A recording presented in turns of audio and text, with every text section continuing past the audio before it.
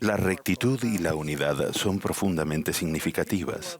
Cuando las personas aman a Dios con todo su corazón y se esfuerzan con rectitud por llegar a ser como Él, hay menos conflictos y contención en la sociedad. Hay más unidad. Me encanta un relato verídico que es un ejemplo de esto. Cuando era joven, el general Thomas L. Kane, quien no era miembro de nuestra iglesia, ayudó y defendió a los santos cuando se les requirió huir de Nabú. Fue defensor de la iglesia durante muchos años. Y en 1872, el general Kane, su talentosa esposa Elizabeth Wood Kane y sus 2 hijos viajaron desde su casa en Pensilvania hasta Salt Lake City. Acompañaron a Brigham Young y a sus colaboradores en un difícil viaje hacia el sur hasta St. George, Utah. Elizabeth encaró con ciertas dudas su primera visita a Utah en cuanto a las mujeres. Algunas de las cosas de las que se enteró le sorprendieron. Por ejemplo, descubrió que cualquier carrera con la que cualquier mujer pudiera ganarse la vida estaba disponible para ella en Utah. También halló que los miembros de la iglesia eran amables y comprensivos con los indígenas americanos. Durante el viaje se quedaron en Fillmore, en la casa de los King. Elizabeth escribió que mientras Matilda preparaba una comida para el presidente Young y su grupo, 5 indígenas entraron en la habitación. Aunque no habían sido invitados, estaba claro que esperaban unirse al grupo. La hermana King les habló en su dialecto. Ellos escucharon y se sentaron sobre sus mantas, con una mirada agradable en el rostro.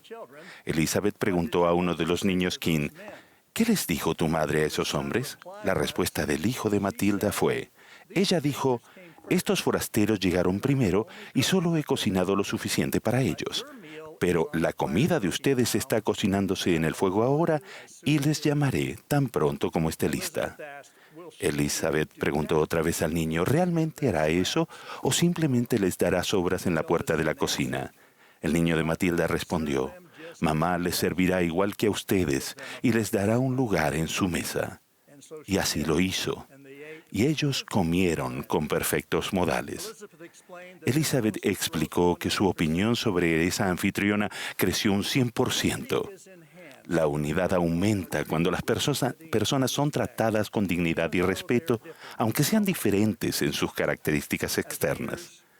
Como líderes, no estamos bajo la ilusión de que en el pasado toda relación era perfecta, que toda conducta era como la de Cristo, o que todas las decisiones eran justas. Sin embargo, nuestra religión enseña que todos somos hijos de nuestro Padre Celestial y lo adoramos a Él y a su Hijo Jesucristo, quien es nuestro Salvador. Nuestro deseo es que nuestros corazones y mentes estén entrelazados con rectitud y unidad y que seamos uno con ellos. Rectitud es un término amplio y extenso, pero ciertamente incluye vivir los mandamientos de Dios. Esta nos hace merecedores de las ordenanzas sagradas que constituyen la senda de los convenios y nos bendice para que el Espíritu dé dirección a nuestra vida. El ser rectos no depende de que cada uno de nosotros tenga todas las bendiciones en su vida en este momento. Es posible que no estemos casados o que no se nos haya bendecido con hijos o que no tengamos otras bendiciones deseadas ahora, pero el Señor ha prometido que las personas rectas que son fieles morarán con Dios en un estado de interminable felicidad. Unidad también es un término amplio y extenso, pero ciertamente ejemplifica el primer gran mandamiento y el segundo, de amar a Dios y amar a nuestros semejantes. Denota un pueblo de Sión cuyos corazones y mentes están entrelazados con unidad. El contexto de mi mensaje es el contraste y las lecciones de las Sagradas Escrituras. Han pasado 200 años desde que el Padre y su Hijo Jesucristo aparecieron por primera vez y comenzaron la restauración del Evangelio de Jesucristo en 1820. El relato de Cuarto Nefi en el Libro de Mormón incluye un periodo similar de 200 años después de que el Salvador se apareció y estableció su iglesia en la antigua América. El registro histórico que leemos en Cuarto Nefi describe un pueblo donde no había envidias, contiendas, tumultos, mentiras, asesinatos ni lascivia de ninguna especie. Debido a esa rectitud, el registro declara que ciertamente no podía haber un pueblo más dichoso entre todos los que habían sido creados por la mano de Dios. Con respecto a la unidad en Cuarto Nefi, se lee que no había contenciones en la tierra a causa del amor de Dios que moraba en el corazón del pueblo. Desafortunadamente, Cuarto Nefi describe luego un cambio drástico que comenzó en el año 201, cuando la iniquidad y la división destruyeron la rectitud y la unidad. Las profundidades de la depravación que se produjo en ese tiempo fueron tan inicuas que finalmente el gran profeta Mormón se lamenta con su hijo Moroni diciendo: «Oh, mi hijo, ¿cómo puede un pueblo como este que se deleita tanta abominación, cómo podemos esperar que Dios detenga su mano en juicio contra nosotros?» En esta dispensación, aunque vivimos en una época especial, el mundo no ha sido bendecido con la rectitud y la unidad escritas en Cuarto Nefi. De hecho, vivimos en momentos de divisiones particulares. Sin embargo, los millones que han aceptado el Evangelio de Jesucristo se han comprometido a lograr tanto la rectitud como la unidad. Todos somos conscientes de que podemos mejorar, y ese es nuestro desafío en esta época. Podemos ser una fuerza para elevar y bendecir a toda la sociedad. En este punto decisivo, a los 200 años de historia de nuestra Iglesia, comprometámonos como miembros de la Iglesia del Señor a vivir en rectitud y estar unidos como nunca antes. El presidente Russell M. Nelson nos ha pedido que demostremos mayor cortesía, amor racial y étnica y respeto mutuo. Esto significa amarnos unos a otros y a Dios, aceptar a todos como hermanos y hermanas y ser verdaderamente un pueblo de Sión. Con nuestra doctrina que incluye a todos, podemos ser un oasis de unidad y celebrar la diversidad. Unidad y diversidad no son cosas opuestas. Podemos lograr una mayor unidad a medida que fomentemos un ambiente de inclusión y respeto por la diversidad. Durante el periodo que serví en la presidencia de Estaca de San Francisco, California, tuvimos congregaciones que hablaban español, tongano, samoano, tagalo y mandarín. Nuestros barrios de habla inglesa estaban compuestos por personas de diferentes orígenes raciales y culturales. Había amor y rectitud y unidad. Los barrios y las ramas de la Iglesia de Jesucristo de los Santos de los Últimos Días están determinados por la geografía o por el idioma, no por la raza ni la cultura. La raza no se registra en la cédula de miembro. Al principio del Libro de Mormón, aproximadamente 550 años antes del nacimiento de Cristo, se nos enseña el mandamiento fundamental con respecto a la relación entre los hijos del Padre Celestial. Todos deben guardar los mandamientos del Señor y todos están invitados a participar de la bondad del Señor. Y a nadie de los que a Él vienen desecha, sean negros o blancos, esclavos o libres, varones o mujeres, y se acuerda de los paganos, y todos son iguales ante Dios, tanto los judíos como los gentiles. El ministerio y el mensaje del Salvador han declarado constantemente que todas las razas y colores son hijos de Dios. Todos somos hermanos y hermanas. En nuestra doctrina creemos que en el país anfitrión de la restauración, los Estados Unidos, su constitución y los documentos relacionados escritos por hombres imperfectos fueron inspirados por Dios para bendecir a todas las personas. Como leemos en Doctrina y Convenios, esos documentos se establecieron y deben preservarse para los derechos y la protección de toda carne, conforme a los principios justos y santos. Dos de esos principios eran el albedrío y la responsabilidad por los pecados propios.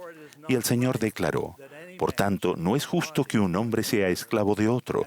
Y para este fin he establecido la constitución de este país, por mano de hombres sabios, que levanté para este propósito mismo y redimí la tierra por el derramamiento de sangre.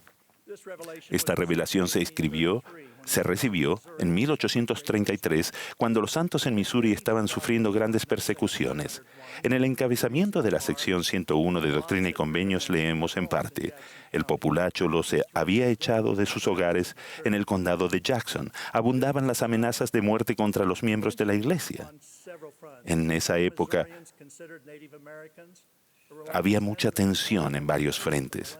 Muchos habitantes de Missouri consideraban a los indígenas americanos enemigos implacables y querían expulsarlos del lugar. Y además, muchos de los colonos en Missouri eran dueños de esclavos y se sentían amenazados.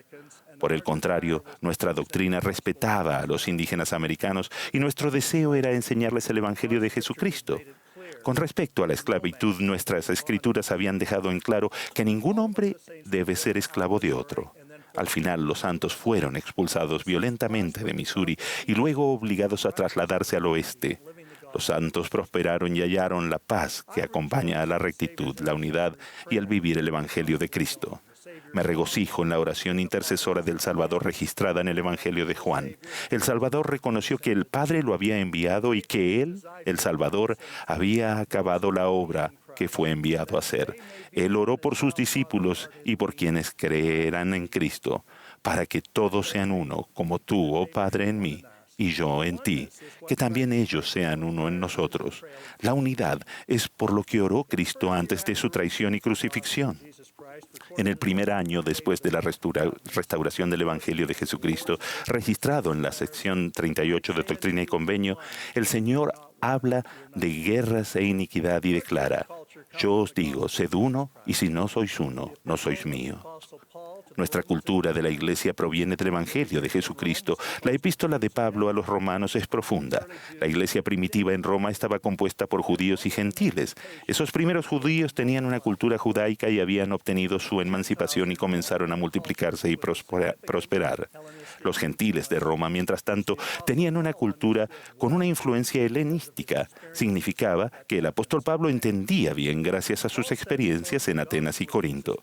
Pablo presenta el Evangelio de Jesucristo de manera amplia. Relata aspectos pertenecientes a las culturas judía y gentil que estaban en conflicto con el verdadero Evangelio de Jesucristo. Básicamente, les pide a cada uno de ellos que dejen atrás los impedimentos culturales de sus creencias y cultura que no concuerden con el Evangelio de Jesucristo. Pablo aconseja a los judíos y a los gentiles que guarden los mandamientos, se amen unos a otros e indica que la rectitud conduce a la salvación. La cultura del Evangelio de Jesucristo no es una cultura gentil ni una cultura judaica. No la determina el color de la piel ni el lugar donde uno vive. Si bien nos regocijamos en las culturas particulares, debemos dejar atrás aspectos de esas culturas que estén en conflicto con el Evangelio de Jesucristo. Nuestros miembros y conversos nuevos a menudo provienen de diversos orígenes raciales y culturales. Si vamos a seguir la admonición del presidente Nelson de recoger al Israel disperso, veremos que somos tan diferentes como lo eran los judíos y los gentiles de la época de Pablo. Sin embargo, podemos estar unidos en nuestro amor por Jesucristo y en la fe en Él. La epístola de Pablo a los romanos establece el principio de que seguimos la cultura y la doctrina del Evangelio de Jesucristo. Es el momento para nosotros, incluso hoy. Las ordenanzas del templo nos unen de maneras especiales y nos permiten ser uno en toda forma eternamente significativa. Honramos a nuestros miembros pioneros en todo el mundo. No porque fueran perfectos, sino porque superaron las dificultades, hicieron sacrificios, aspiraron a ser semejantes a Cristo y se esforzaron por edificar la fe y ser uno con el Salvador. Su unidad con el Salvador los hizo uno entre sí. Ese principio es válido para ustedes y para mí hoy en día. El llamado a la acción para los miembros de la Iglesia de Jesucristo de los Santos de los Últimos Días es el de esforzarse por ser un pueblo de Sión, que sea uno en corazón y voluntad, y que viva en rectitud.